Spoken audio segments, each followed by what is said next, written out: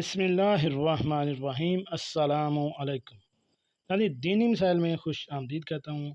آج کی میری اس ویڈیو کا موضوع ہے مسافر کی نماز کے احکام و مسائل۔ مسئلہ یہ ہے کہ کیا مسافر اور مقیم کی نماز میں فرق صرف فرضوں کا ہے یا سنتوں اور نوافل کا بھی ہے؟ چلیے ناظرین چلتے اس موضوع کی تفصیل کی جانب۔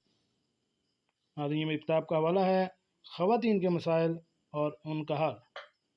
اس کے مرتب و تحقیق ہیں مولانا مفتی ثناء اللہ محمود صاحب۔ اس مشہور و معروف کتاب میں مختلف 11 علماء حضرات کے فتویٰ جات شامل کیے گئے ہیں۔ ہمارا جو آج کا فتویٰ ہے اس کے سوال کی تفصیل کچھ اس طرح ہے کہ کیا مسافر اور مقیم کی نماز میں فرق ہے؟ سنتوں اور نفلوں کا بھی ہے یا صرف فرضوں کا ہے؟ تو ناظرین اس سوال کا جواب یہ ہے کہ اگر کوئی عورت یا مرد اپنے اقامت والے شہر سے 48 میل دور کسی اور جگہ کے سفر کے ارادے سے گھر سے نکلے تو شہر سے باہر نکلتے ہی وہ شرعی طور پر مسافر بن جائیں گے، اور اس کے بعد جس نماز کا وقت ہوگا وہ اگر ظہر، عصر یا عشاء کی نماز ہے تو فرض نماز 4 رکعت کی بجائے 2 رکعت پڑھی جائے گی، اسے قصر کہتے ہیں۔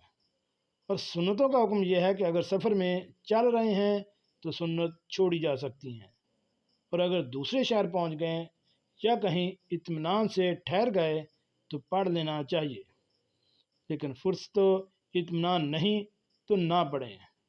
البتہ وطر نہیں چھوڑے جائیں گے، لیکن سنتوں کو چھوڑنا بھی درست ہے، مگر مذکورہ تفصیل کے مطابق پڑھ لینا اول یعنی اولا ہے۔ جب مطلوبہ منزل پر پہنچ جائیں پھر اگر وہاں 15 دن سے کم ٹھہرنے کی نیت ہو تو بدستور مسافر رہیں گے، یا کسی قسم کی نیت نہیں کی بلکہ کسی کام سے پہنچے ہیں اور نیت یہ ہے کہ کام ہوتے ہی روانہ ہو جائیں گے تو جب تک کسی نیت کے نتیجے پر نہ پہنچیں گے مسافر ہی رہیں گے اور نماز قصر ہی پڑھیں گے، اور اگر 15 دن یا 15 دن سے زائد ٹھہرنے کی نیت ہو تو مقیم کہلائیں گے اور وہاں کے اصلی رہائشی لوگوں کی طرح پوری نماز پڑھیں گے۔ جی ناظرین کیسے لگی آج کی ہماری یہ معلوماتی ویڈیو؟